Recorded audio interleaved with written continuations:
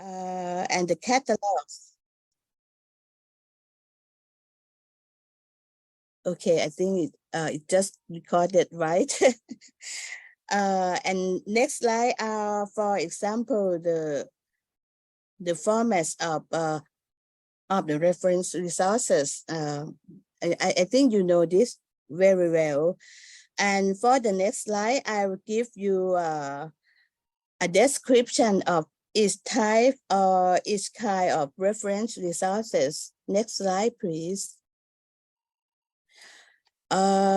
Yes, almanacs is an annual publication of practical days, facts, and statistics, current and historic. We also have atlases.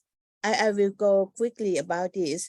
Atlases, they are collections of maps in book form, geographical atlases, a variety of subjects, history, religion, art, architecture, commercial. This is just for example. And bibliographies, it is the list of resources on a specific topic. For example, in science, in architecture, something like that. And they are also the list of sources cited at the end of an academic work. And we also have catalogs, an organized list of the library's collection. Every library has this. And the last one, oh no, not the last one. The last one for this slide is dictionaries. I think we know about this very well because when we started learning language, they are very important for us. And the next one, for the next slide. The next slide, please. Okay, directories. Directories are about a book that gives a list of names, addresses, or other facts. And encyclopedias, they are a kind of book, a set of books giving information on many subjects or on many aspects of one subject, and typically arranged alphabetically. And the last one for this example is Gazette. Gazette is an official journal or an announcement in an official gazette. It is also an announcement of something in an official list or record. And in Thai, we call it Rajagijjanubeksa. I think for every Thai participants know about this. So the next slide, I will go to the categories of reference resources. The reference resources, we can categorize into three types of them. First, they are about factual information such as dictionaries, atlases, statistical yearbooks, and biographical dictionaries. And the second one, the second type is an overview of a topic. It's like, for example, they are handbooks or encyclopedias. The source, I just got it from the Yale University Library. And the third categories, they are guides to in-depth research on a topic. For example, bibliographies, which are the list of documents or the resources that we use in our research. Index or indices, subject forecast, reference materials. So there are three types. We can think about the reference resources in our library that we have all of these three types, or we have more. Okay, for the next slide, we'll go to the type of reference resources. As you may know that now we have two main types, printed and electronic. So for the printed, I think most traditional libraries have the necessary reference resources that you have to provide. But for the electronic reference sources, I think most library have to compile online resources as necessary as well, and they must be under this CRAAP, which stand for currency, up-to-date, relevancy. It is relevant to the user need. Authority is the high quality reputation because it is produced by the owner of the data or information. It must be accurate or accuracy, and it should support the purpose of the user. So for this five characteristics, this can improve the quality of the sources that you have acquired in your library, the reference resources. And the next slide, I will go to talk about the roles and reference services. We should talk about the roles of librarian or reference librarians in our library. Reference librarians, this is like their responsibility. They have to recommend, interpret, evaluate, and or use information resources to help patrons or user with specific information needs. For user, they come to you with different information needs. So, and sometimes it is specific too. So if you are reference librarians, you have to bear this in mind that you should help for every kind of groups of users. So this is the short from American Library Association. And for the reference librarians, they have to help users to access resources for users of all backgrounds. For example, students, academics, businessmen, entrepreneur. These are special for special libraries because outside the university, those kind of groups, they also need information in their career or in their professions or in their business as well. And the librarian, the reference librarians have to promote literacy and lifelong learning. As I have mentioned that outside the university or outside the school, there are some users who also need to learn and gain more knowledge as well.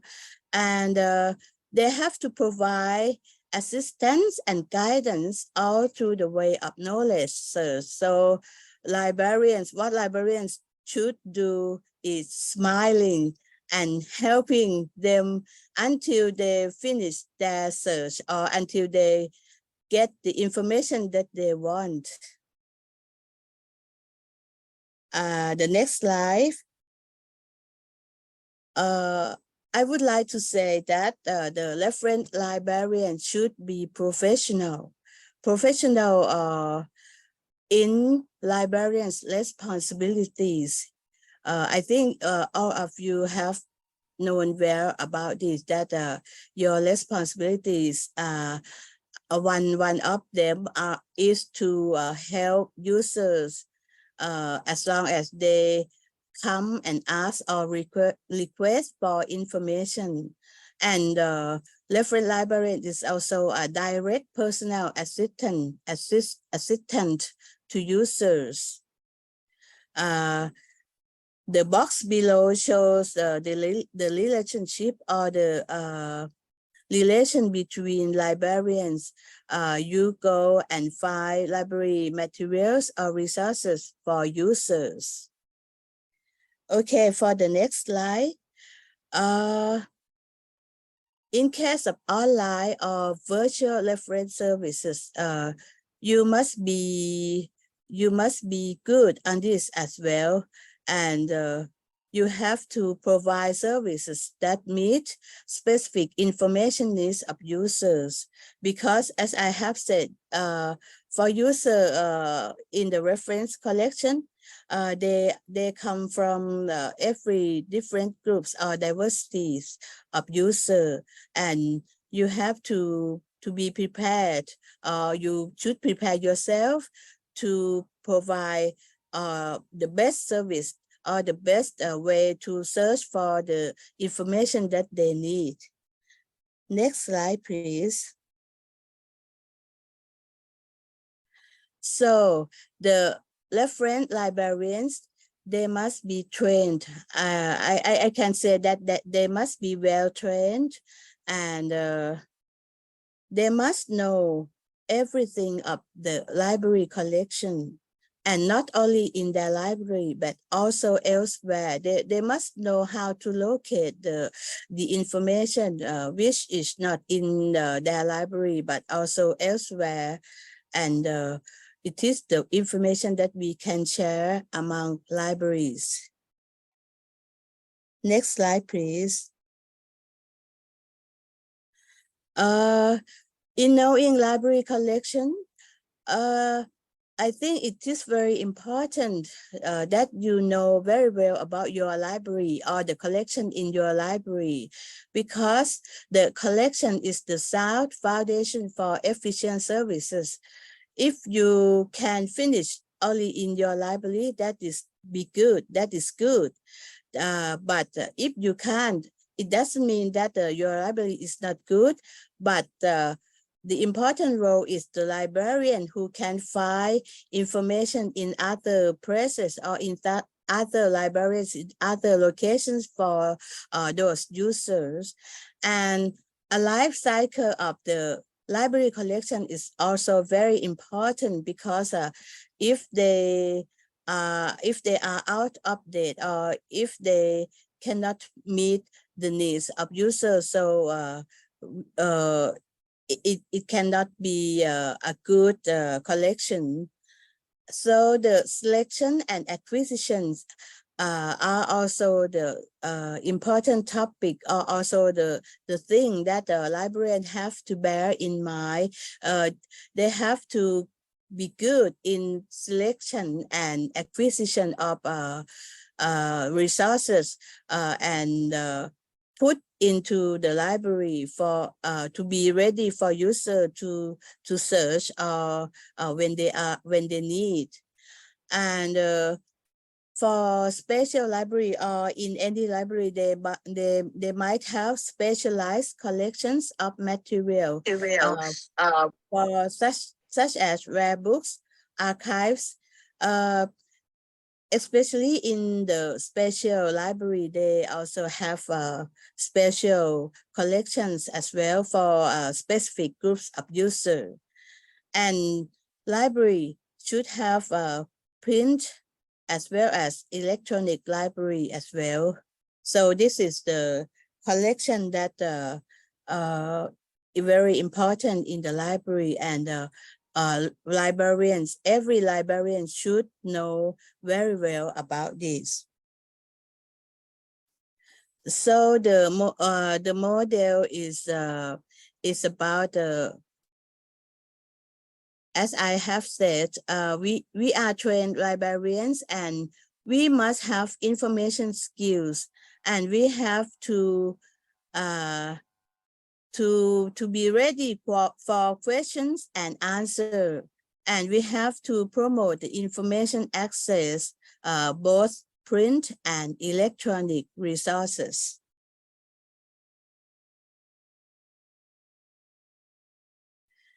And reference librarians, they also have to give the services in consultations, instruction, collection development, and involvement in implementing new technologies. I think we most all of us are having these kinds of characteristics because especially the new technologies, I admire the librarians nowadays very much, because they are very active to learn or to know about new technologies in order to provide and support that, provide information and support their user.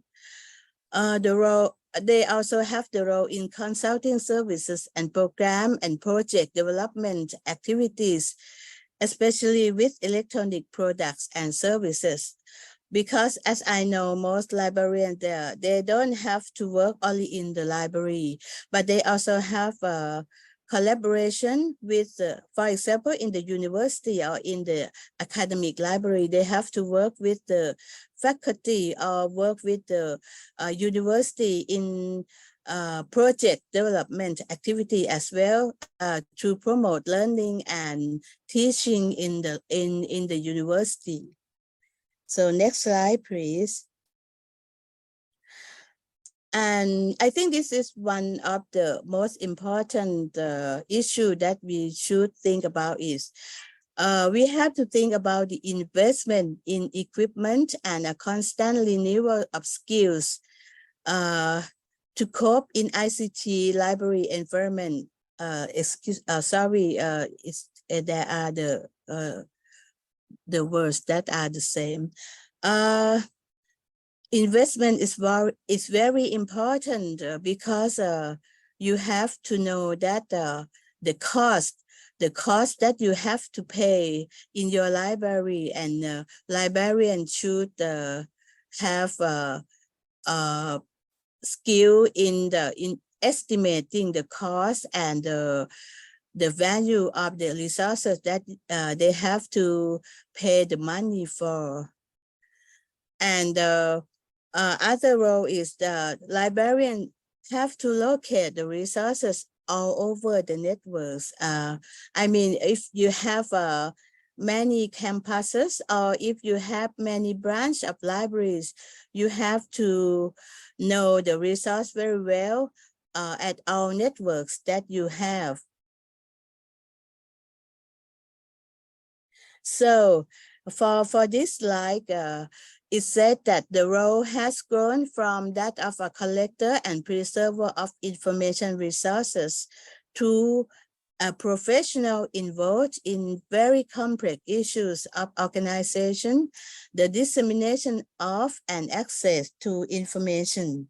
So this is an important role of the reference librarian that I think it could be for every librarian in our libraries that they must be professional and they must involved in many kinds of activities in our organization, and they have to be alert in our activities so that we have an important roles and we can provide the service to our users very well.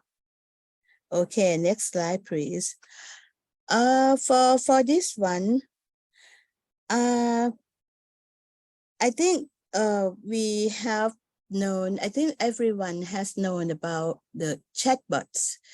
For the reference librarians, now in some library, they have the chatbots, which are like a mechanism that we are used to answer the question of users who ask in the digital era.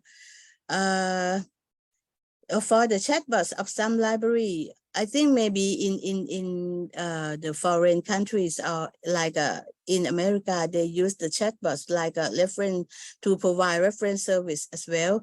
I'm not sure that any libraries in Asia or in Thailand have used this as deeply as reference librarians, but we can use. I just want to raise this issue that we can use like for the role of the librarian, but maybe I don't say that the chatbot will replace the librarian, but it is like a device or a mechanism that we can use in this time. Because some library or some organizations, as I've known, they use for user contact, and they are very useful because the users can contact any time of the day or night at different time zones, and these chatbots, they can handle multiple languages, an ideal solution for library with diverse users. Maybe some libraries can share that you have used chatbots for some purposes to serve the information needs of the user. We can share later. I think everyone know that it is a form of artificial intelligence or AI to give responses to inquiries based on its existing knowledge base. It's designed by people, so by computer programmers. So it is a knowledge base that we input the knowledge or the data inside this program or this application, so they could give answers as many as possible. And for the chatbots, for some organization, they use to place on website. We can find this chatbot on the website, and it is another access point for basic reference questions.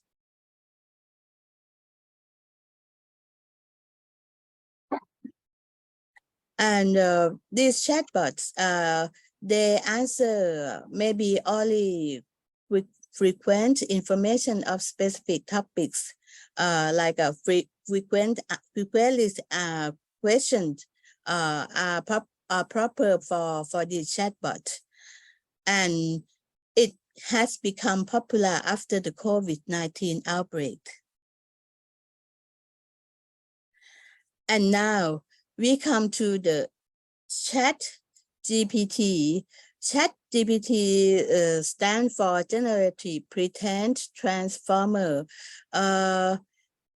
As a reference librarian or general librarian, I think this is like the new issue that we have to bear in mind, that we have now the ChatGPT to give you answer, give you some information or most information that user needs or that you need.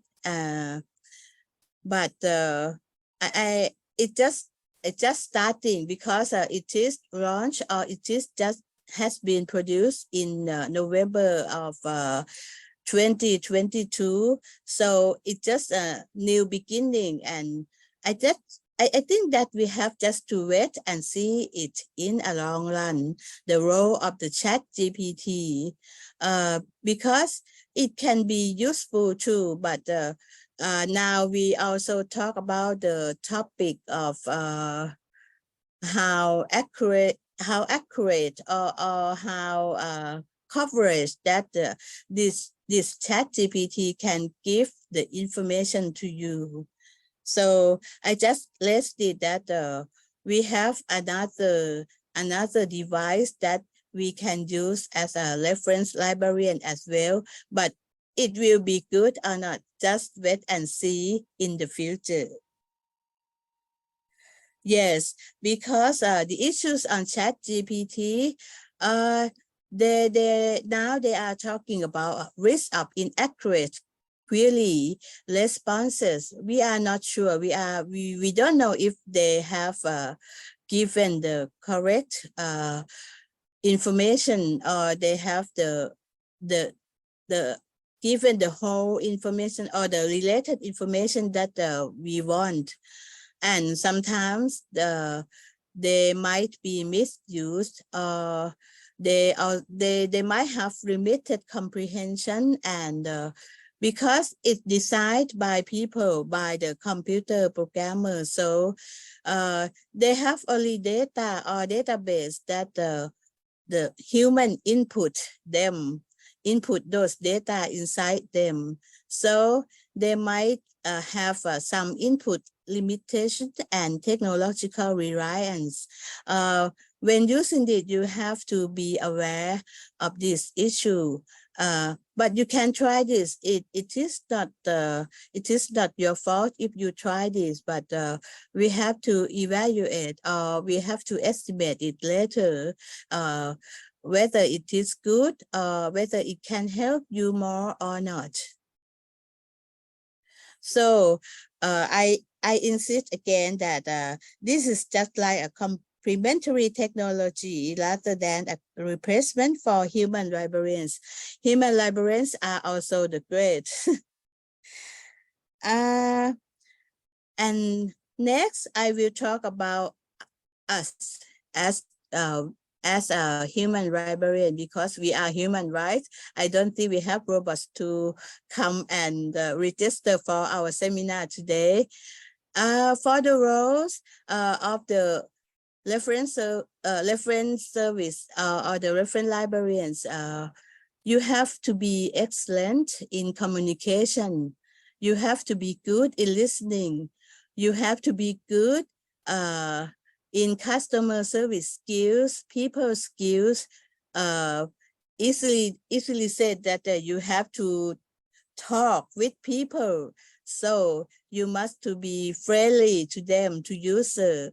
And you must be knowledgeable in the field, or knowing your resources very well, and think analytically. This is very important for this day, because as you know that the fake news or the fake informations are everywhere. So you have to be, and you have to have the analytical thinking skill. So as a human librarian, you have to have good understanding of technology and computers. I think this is quite a basic one, especially digital services. This means that you have to be curious and inquisitive with new tools and resources. I'm not wondering in this point, because I think every librarian they want to learn about new technology very well. And you also have to be a good demonstrator of resource access. So teach the user how to access the information or the resource. And you have to be a good member of team, ready for learning commons of resource sharing. Sharing is also the key word, very important in this time, because if you cannot work with others, so it means that you have to stand alone, and it's not. I think it's quite out of date for this day, that because now we are networks, we can't stand alone. So next slide.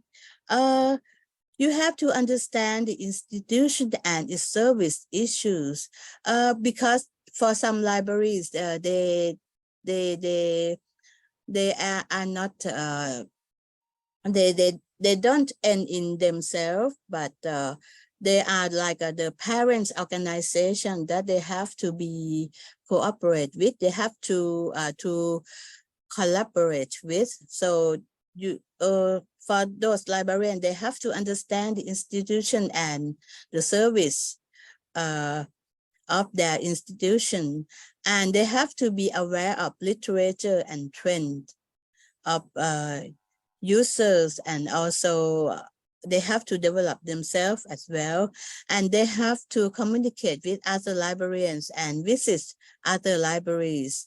I think this is very good, because I know that for the Cambodian librarian, they will come and have a visit to some important libraries in Thailand as well, such as National Library of Thailand. They have to create collaborative working relationships with other libraries, also important.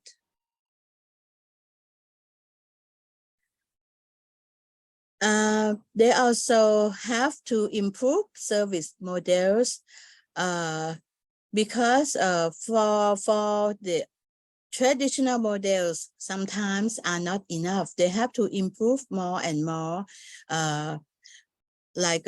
for example, leaning the process to give the information or provide the service more rapidly, or cut the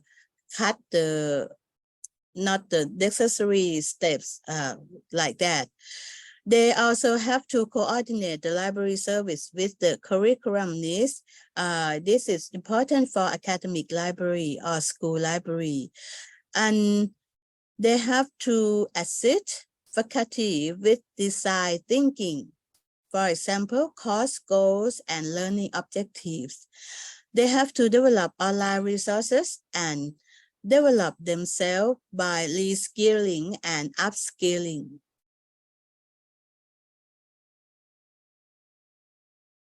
And these are the reference roles and reference services. I would like to share you how libraries reference services work process, what they have decided to give information. First, they provide access to information. Second, they help users to navigate complex information environments, and identifying the most relevant resources and guiding users in their use. And third, they support research and learning. First, they provide instruction in information literacy, teaching information skills. This is important too, because it will lead to the next topic that I'm going to talk. And next slide, fifth, they foster collaboration and innovation. Innovation is also important for librarians as well. And also the last one, they support the overall mission of the library, enhancing user experience, promoting lifelong learning. I think lifelong learning is an important keyword for us, for every library as well. And the next part is the roles of reference library, the role of reference librarians in academic libraries. They focus more on providing support for teaching, learning, and research activities. And they also help users access and evaluate information resources dealing with complexity and research strategies, providing instruction in information literacy and critical thinking skills. These are important keywords that every librarian has to bear in mind, that we are like a user consultant or user instructor for some group of users. And for academic librarians in the reference collection, they have to provide specialized reference services to support specific disciplines, such as engineering, medicine, or law, subject-specific resources. And they play part in course development or research skills as well. So the next topic, I will talk about the plagiarism.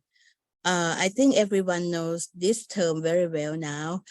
Plagiarism is presenting work or ideas from another sources as your own, with or without consent of the original author, by incorporating it into your work without full acknowledgement. So this is very important. As a librarian, you have to stop this, stop plagiarism. You are like an assistant who can stop plagiarism in the university or in any research work. So as a librarian, you have to focus on plagiarism strategies of your university or of your organization. You have to give instruction about plagiarism or the concept of plagiarism, and very important too, the referencing skills. You have to instruct user for the referencing skills. And you have to collaborate with other departments regarding plagiarism. You have to play a part in this role of to stop plagiarism or to combat with plagiarism. To do this, for example, you can provide workshops on plagiarism or work with lecturers in tracking possible instances of student plagiarism. I think maybe most of this case happen in academic libraries or in special libraries, such as in my office that I have to work, because it's the research institute for we have to give some warning to researchers that they shouldn't do anything that under the case of plagiarism for researchers especially. So this is the slogan or the motto of plagiarism that I think it is very good. You can avoid allegations of our plagiarism through awareness and honest effort. So to avoid plagiarism, you have to have awareness on your own and you're honest on your own too. And I think if you are aware of this, you won't be in the situation of plagiarism. So I will have for the next two slides that they will be the next two slides. Design of effective reference services. First, you have to define the goals and objectives of the reference service. For example, target audience. Who are your target audience? What are the types of service and performance metrics? How you can measure your service that you will know later that your service are very effective. You have to get the metrics or the measurement or your evaluation for your service. Second, you have to identify staffing and resource requirements. How many persons you want in your library, and what resources you want, or how many or how much of them you need in your library. Third, you have to develop a service model. A service model is very important too, because if your process is very complex, so the user will get bored and they don't like to contact the library anymore. So the process should be user-friendly in delivering services. And fourth, establish service standards. This is also important because the service standard will give satisfaction to user and to practitioners as well. For example, you should define the quality and level of service, response time, accuracy, and customer satisfaction metrics. And the last slide, I will go to the design of effective reference services as well. For the fifth issue, you have to promote the service library website, social media, and outreach activities. This means you have to be a good PR person to promote your library via website, via social media, or any channel that you can do. And for the sixth effective reference service, you have to evaluate and improve the service. For example, you have to get the user feedback, analyzing performance metrics, and implementing change to the service model or staffing as needed. And this is the thought that I get it, how to decide effective reference services. So I think this is all for my talk, and thank you very much for everyone who pay attention to this talk. Thank you. Thank you very much, Dr. Narumon Runwai. I would like to summarize a little bit of your lecture. Your lecture is very informative for me. And since the service is the heart of library, so if you would like to do the reference service, you need to have the good collection, library collection, both printed and electronic. And you need to have the good staffs. Your staff need to know yourself. What do you have? What do you can serve the user? And you need to know others as well, because we cannot stand alone, right? We need the network to work together. And then we need to improve our service continuously. And we need to a good public relation, as well as we need to evaluate our service to best suit for our user. This is I think I can summarize. And now we are in an open discussion and Q&A session. I would like to open for question, any question or any thoughts to share. Any of you have the question, you can raise your hand and open your microphone and ask.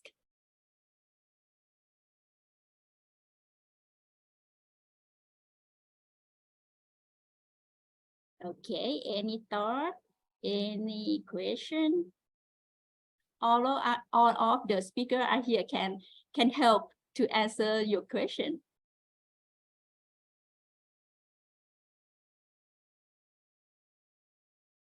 Okay, if you have no question right now, thank you, Dr. Narumon Runwai. Again, she need to leave for the countryside. Thank you very much again. I would Thank like you, to, everyone. Yes. Thank you. I would like to move to the next speaker, Mrs. Rabiab Sangjan. Oh, Dr. Namtip has a question. Yes, I just want to thank you, Dr. Narumon, because from her talk, I think she touched on the key function of library profession, which is very important to engage library resources to library users.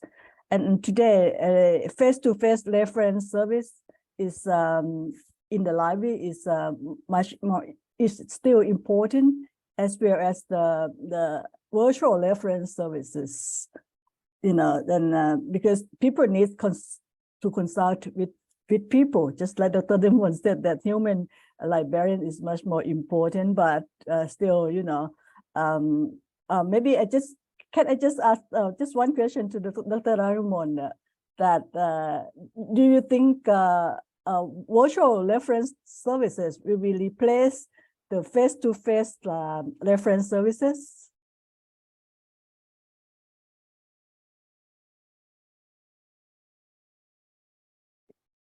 Can you unmute your microphone, please? Oh, sorry. I just think that I don't have any questions, so I just mute my microphone. As far as I know, I think it depends on user behavior, as long as they also have as long as they prefer to use the print one, so the digital ones or the electronic ones will be their second choice. But nowadays, I'm not sure, because for the new generation, I don't think they go to the print anymore. So especially in my library, because I've come from the special library, my background is special library in the research institute. So most researchers now, they go for database, electronic database, because they need the information they need most is the research work, which are collected or compiled in the database, electronic database, and also the journals, electronic journals, because they are very accurate and very very updated. So for some groups of users, they need everything should be digitalized. So I think even the encyclopedias or the dictionaries now, I don't think they publish in print anymore. So I think we have to prepare ourselves to move forward to the digital era more and more, because they will become more complicated, more complexity, like the chatbot or ChatGPT is like the device that we can make use of them, but we have to be aware of the disadvantages too. So I think for librarians, you have to move forward to the digital era more and more as well. Also the resources, the reference resources. Okay, thank you very much, Dr. Narumon Runwai, and thank you, Associate Professor Dr. Namtip Vipavin. She will be our speaker in the afternoon. Thank you, but she's still here with us all the time, I think.